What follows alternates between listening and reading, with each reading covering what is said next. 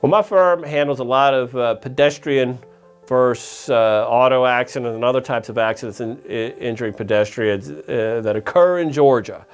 And one defining characteristic of these cases that separate this from, say, like a two-car auto collision, one, the injuries a lot of times are much more serious than in just a straight auto collision case.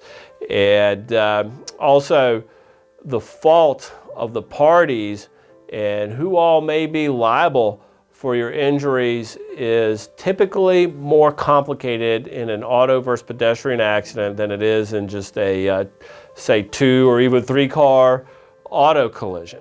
And so you have to take those cases very serious. I mean, if you've been in one of these, you're probably taking it serious because you know you've had a major injury. Auto versus pedestrian cases, normally don't go very well for the pedestrian. It's, as I was mentioning, the injuries are very serious. You need to take your case serious that way.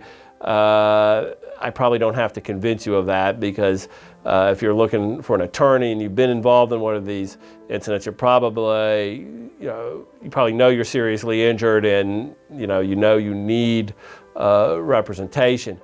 Just be careful you don't sit on your rights too long, or you do anything misguided, like making an admission to an investigator or even somebody else who you might not think it might harm your case to say something to later on. One of the things that comes into play in any case, but especially in auto versus pedestrian accidents where the stakes could be very high for you, is the level of your injuries, the extent of your injuries. So that's the kind of thing that we're here to help you with. If you have any questions, do please give us a call. My name is David May.